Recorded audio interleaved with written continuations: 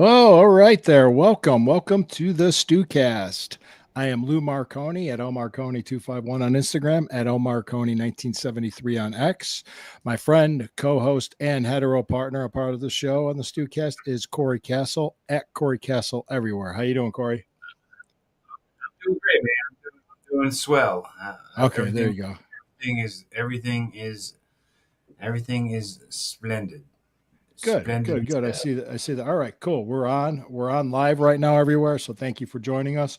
Now, just so you know, this is a part of the Vance First Sports Network on the Combat Zone Network. Thank you for joining us. Check me out on Vance First with the Fanatical Elves and the shows that I do. You can check out Corey with Evolving on Apple Podcasts and Spotify. This show will also be on Spotify and Apple Podcasts as well. Don't forget to click on the link of the show, which is in the description. Hemisphere Coffee Roasters, they're the sponsor of our show. Order up some coffee. Tell them Lou sent you. Right? Hell yeah. Tell them. Hell yeah. Hey, Lou sent you. Yeah, there you go. So just giving you the heads up, man. We're going to talk about SmackDown. We're going to talk about Raw. And there's a new season of Dark Side of the Ring coming up, in the first episode will be on tonight if you get Vice. So check it out. You can find the episodes on YouTube too. I don't know if you knew that or not. Yeah, I think that's and the episode tonight is about that Hell in the Cell. I think it was with the Undertaker and Mick Foley in Pittsburgh. It was in '98 that everybody thought he was dead. Everybody thought Mick was dead after that. So. Yeah, people don't suggest you do that, just so you know, because I saw Mick. I got a story on that before the episode tonight. So, but here, let's go right into it, Corey. Anything you want to talk about before I get into SmackDown? No, not really. I mean, I talked about it with you earlier today when we were recording the other podcast, but I've gotten myself into the endeavor of training pro wrestlers, trying to take on students and start a program. So I have a whole curriculum in mind. So if anybody wants to reach out to me in the Philly area about being a professional wrestler, just shoot me a message. My DMs are wide open. Right. And we'll check it out. The details. Check it out. It could be for you. I will say it's not for everybody, but it could be for you. That's always for sure isn't for everybody. No, that's for sure. The opening of SmackDown was the Randy Orton promo on Kevin Owens. That was good because he just basically was telling him, quit complaining, quit being a whiny little you-know-what. So you have to watch our language. We're on YouTube, right? So that's what I had. I had my notes on that, and I laughed. I chuckled while watching that. And then the Uso and Priest. Who did they go over in the match? Because then McIntyre did a run-in afterwards. Who is it that they went over? Who did Uso and Priest go over in that match? I didn't write it down. That was Friday. Yeah, it was. It wasn't really that much. The eventful part was the fact that McIntyre came in and did his run-in, and it was. Those shots look stiff. I was like, "Damn!" Dude, I was thinking that on Raw last night when the Usos took on the Waller and Theory. Austin Theory, yeah. Dude, Jimmy Uso uppercutted the hell out of. It seemed like maybe they didn't like that kid because I don't know. Right by Jimmy Uso. I'm not in the locker room area Same. of that. I don't know. I don't know. I don't claim to know. I wouldn't claim to know or believe anybody who would claim to know that wasn't those two individuals. This year, because also on SmackDown was the Flair Tiffany interview when they're just basically, it's like watching two chicks argue with each other. It was like a split screen, right? Yeah. They're just like, I don't know. I just put my notes said chick fight. That's what I put in my notes. Chick fight. Can I finish? Excuse me. I was talking. Hello. I'm like, dude, just like, oh God. It's like one of those that you meet him on a blind date, and like 10 minutes in, you start thinking of an exit strategy because you just don't want to hear him talk anymore. It's like, oh Jesus, You want to make them your ex. Yes, yes. No, I'm not interested in Tiffy time. Sorry. Yeah, no. I mean, if I reach the age of reason, no, it's not worth it. Boy, this show goes south quick. All right. Let's see. Strowman over Fatu, Jacob Fatu by DQ, and then LA Knight came in and made the save. So let's see what that's gonna probably think that's leading up to, because LA Knight's the US champion now. So right. Yeah. It's like a bizarre sort of triangle thing that they're doing with those guys. I guess. I mean, as we would call it, like this marriage that they have. Yeah, that they're married together at this moment in storyline. It's kind of bizarre and interesting to see where they're going to go with it, for sure. It's an odd couple type of thing, wouldn't you say? Right. Mm-hmm. All right, let's see. Oh, I had tag team champions promo with the Street Profits. Had that kind of like the promo, but then they defended the titles, and I didn't have in the notes who they defended against, the Street Profits. Did you catch that? No, they successfully defended their titles. I think they're trying to reestablish the tag team division somehow. That's what it looks like, to make it more important, because it seemed like they almost neglected it for years. But what's weird about it is like the fact they have two different tag team championships. Mm-hmm.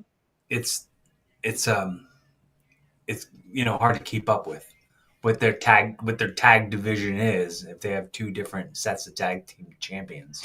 Yeah, it's true. It's a good point. And you said you didn't catch the end. It was pretty much it was a promo, and it was a melee. It was a melee. I watched the recap of it, and it seemed exciting. The Roman. Yeah, Punk, Roman Reigns, and Seth Rollins with the three-way. This is setting up for a three-way to wrestle. I think Heyman was down there too, and it was like the people were fighting with each other, and it was a big. That's how SmackDown ended, was with that, and it's like I said, leading up to they're building up to the three-way match at WrestleMania, right? Is what it is with Roman Reigns. WrestleMania is sooner than we think. Like, we're going to turn around and it's going to be WrestleMania weekend. Well, I think you said it was. How can I say it? Okay, it's April 20th, right? Yeah, the 19th and the 20th. Yeah, the 19th and the 20th. So that's it. So that's Easter Sunday too. We got a comment. Hey Tara. Hey Tara, what's up? It looks like she's a friend of yours. Yeah. She spells Corey with a K. I like it. Whoops. It's okay. Thank you, Tara. Thank you for commenting. Yeah. But no, cool. So anyway, it's WrestleMania is April 19th, April 20th. The 20th happens to be Easter Sunday, and it's also 420. Right. Hitler's birthday, the anniversary of Columbine, all the other things that 420 represents. Marijuana. I don't know why it does that, but weed. Yep. Weed, it's legal in most states. It's legal in most states now. Yeah. So Cheech and Chong might be there. So that would be fun. It would be cool to see Cheech and Chong at WrestleMania. At least one of them. I like maybe Chong, maybe Tommy Chong. Tommy Chong. Do you want to see Tommy Chong there? All right. Let's see. I got here. Let's go into Raw now, since we're going to do it. I have the Cena promo, John Cena promo. Yeah, it was a great promo with Cody Rhodes. Yeah, it's just there was an interview. Did I send that to you?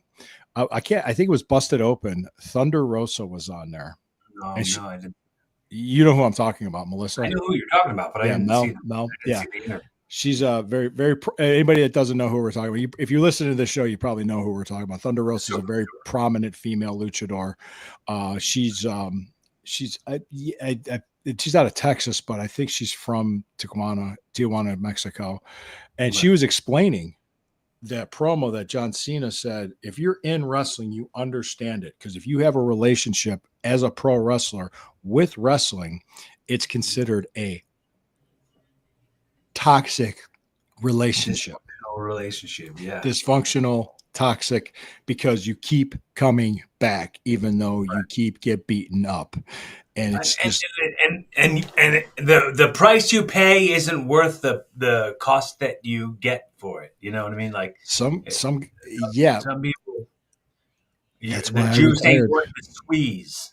That's why I retired, because to me it wasn't worth losing my family over. I said I'm gonna have a family now. This is what I'm gonna do, and I got it out of my system in my 40s. And by the time I reached my 40s, I was done. I was ready. So, well, Mhm. I was.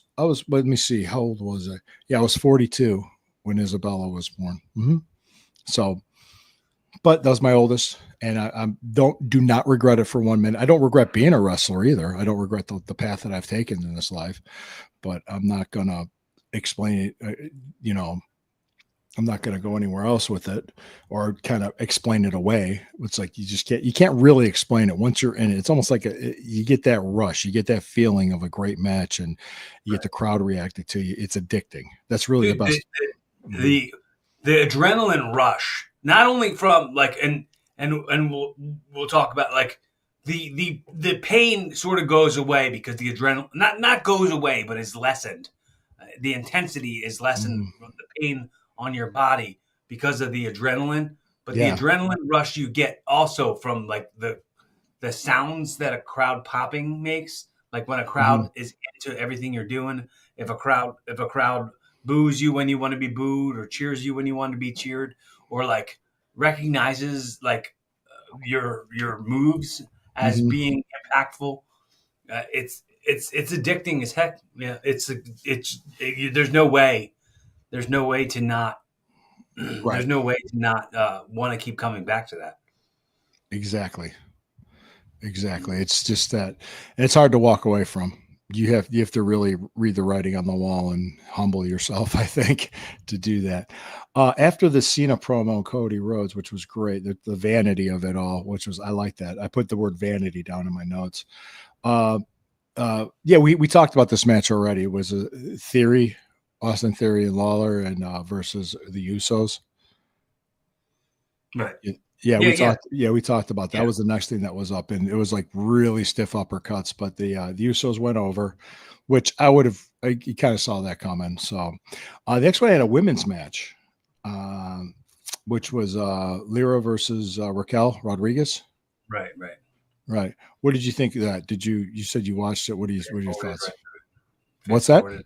I fast Yes. forwarded right through it. Yeah, Lyra went over. Liv Morgan got involved for some heat, but yeah, Yeah, it just felt kind of like a predictable result, really. right. So I saw it coming from a mile away. So I knew that it was getting late. Like I watched it after it had ended. So it was getting late, and I knew wanted to wake up early, so uh, Right. didn't feel like investing a lot of time into watching that entire segment. Wow. Then oh, I had the Bianca, Io Sky, and Rhea Ripley three EOS way guy. pro.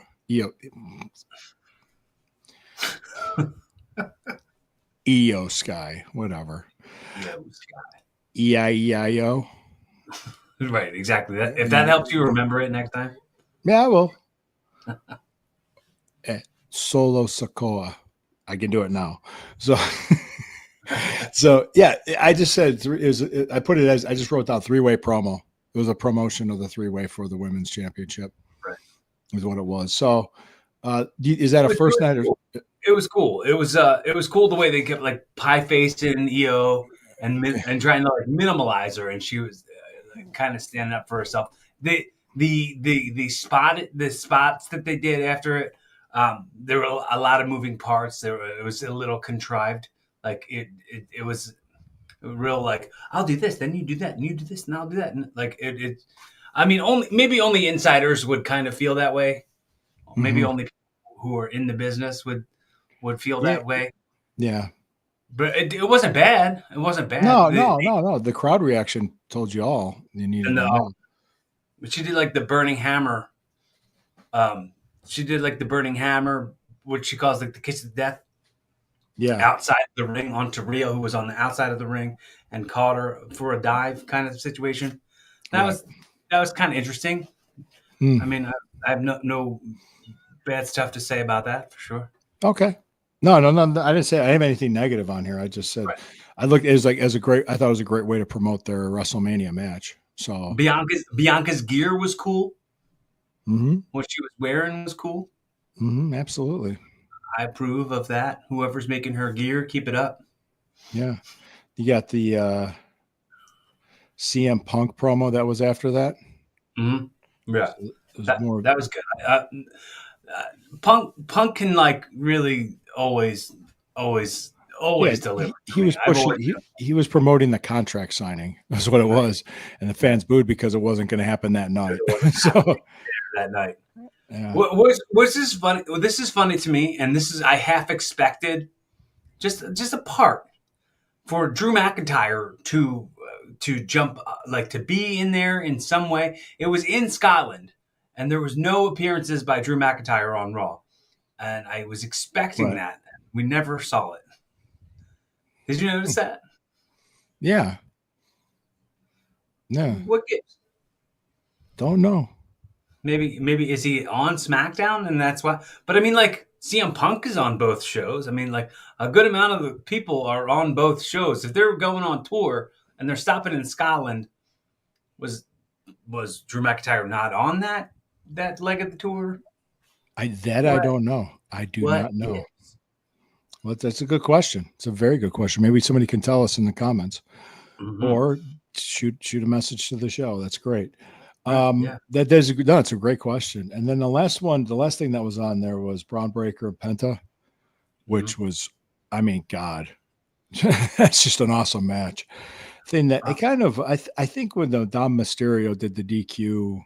Yeah, the DQs and run-ins cheapen everything. It's that match was so good without it. It bothered me a little bit, but I could kind of understand her pushing the Dom Mysterio stuff.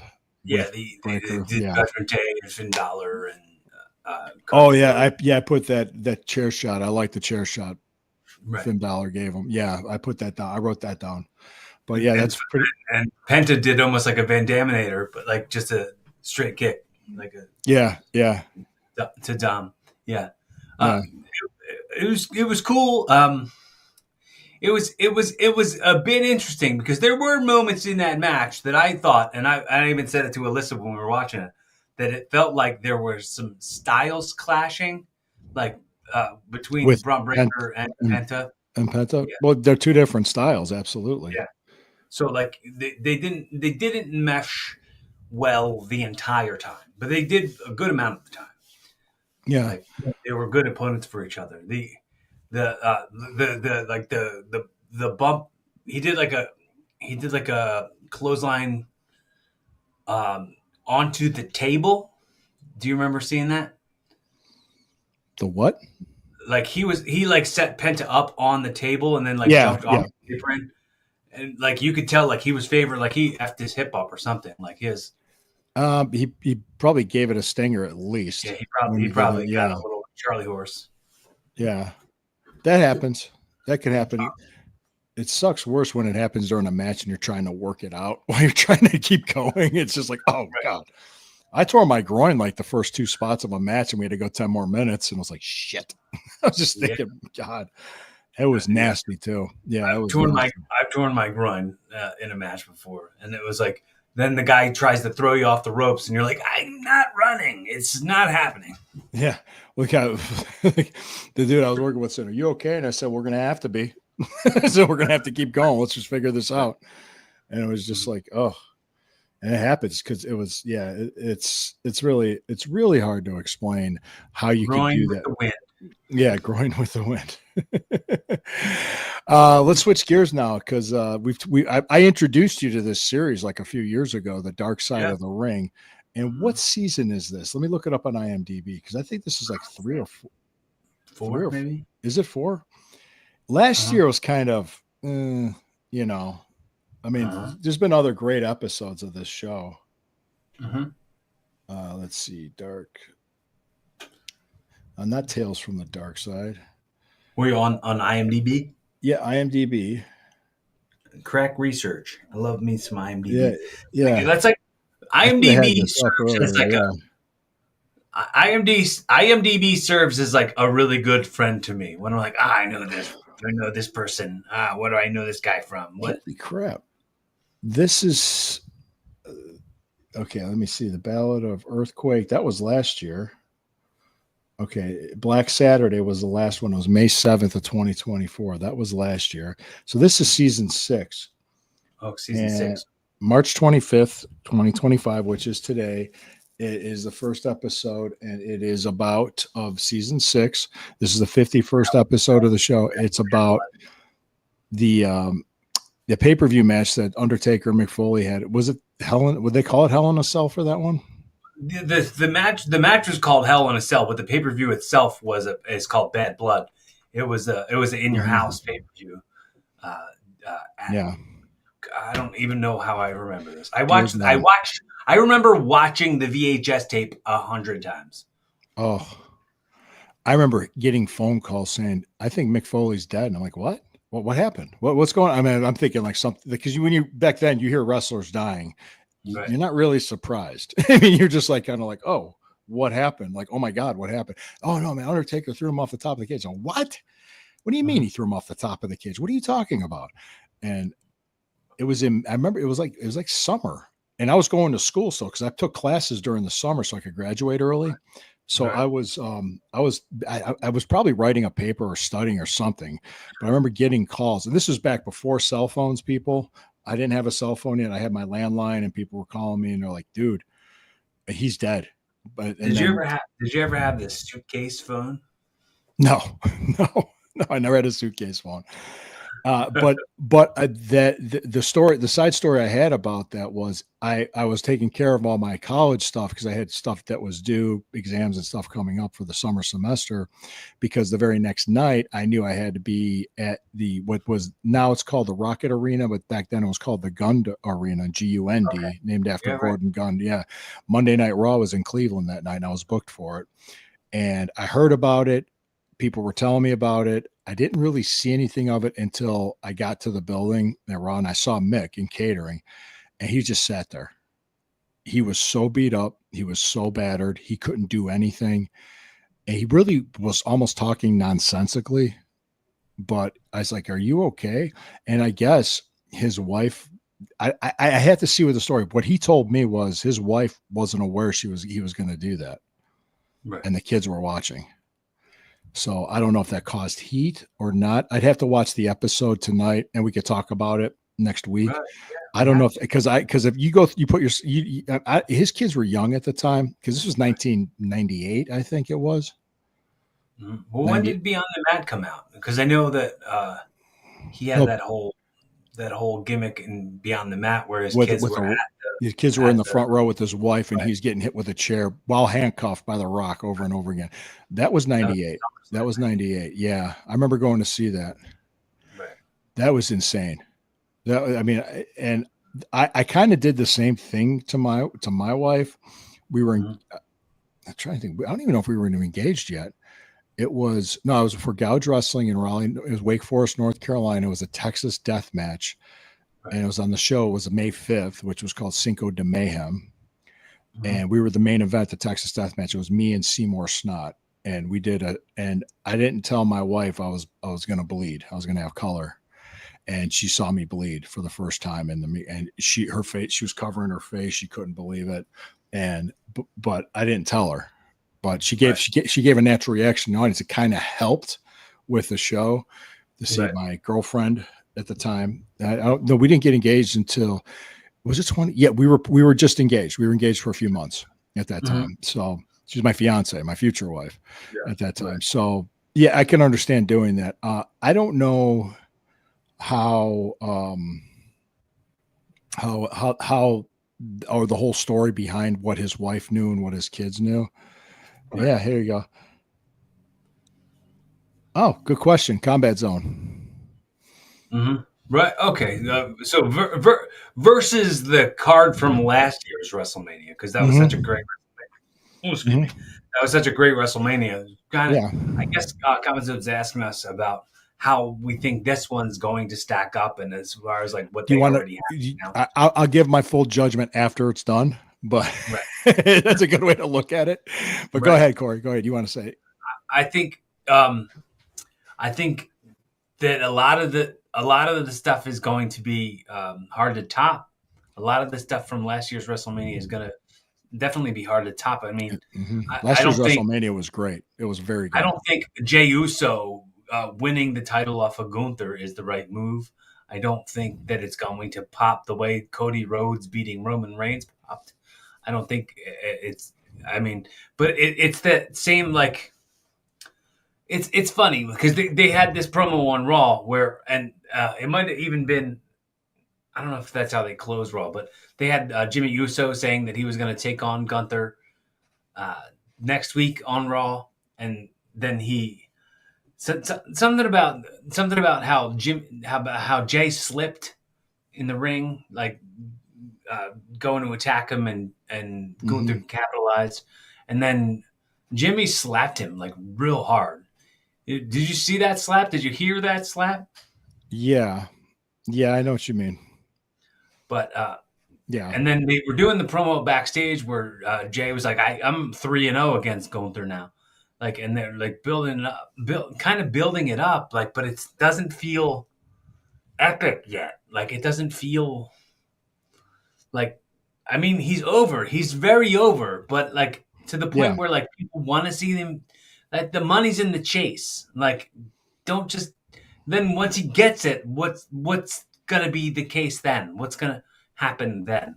Here we go. We got a little bit more here. He goes, Jey Uso and Gunther stuff. I'm not that high on either. Excited about Cody and Cena angle. Yeah. That's probably going to be the money match. Yeah, I agree. Like back to it, guys. I would like to see how this WrestleMania plays out versus last year. Last year's was great. It's going to be hard to top, but I like the way it's shaping up, though. I do. I think definitely the women's three-way will be a lot better than last year's women's. And I just think it's going to be a great show overall. I'm looking forward to it. Is it going to not be a three-way now because they said that on Raw next week there's going to be Rhea and Io, and then who wins that is going to then take on Bianca at WrestleMania. But does that mean it's not going to be a women's three-way? Or I have no idea. That might be the case. But okay, all right. By the way, check out the Dark Side of the Ring. I think it's 10 o'clock tonight on Vice, and you can also. I always check it out on YouTube later if you don't get Vice. But people, please do so. Also, check out our show. Check out our show, the StewKast. It's on Spotify. It's also on the Combat Zone Network, a subsidiary of the Fans First Sports Network. Check out the Sunday Stew Pod every Sunday on Rumble. Check out Corey's stuff of Evolving on YouTube, Apple Podcasts, and Spotify. Also, our show's on Apple Podcasts as well. This show is that we're on. You can check out my stuff on the Fanatical Elves Network. Happy to be a part of it. And also the Shabbat Stew Pot with Sherry that I also do other shows with as well. Guys, thank you for joining us. We appreciate the comments. We appreciate the well wishes. And like I said, we're just going to keep watching wrestling. What's that? Did you want to not forget to take that pause that you want to take? You want to take that pause? Because it usually naturally does. Let's go ahead and take that pause right now for our sponsors. Thanks, Corey.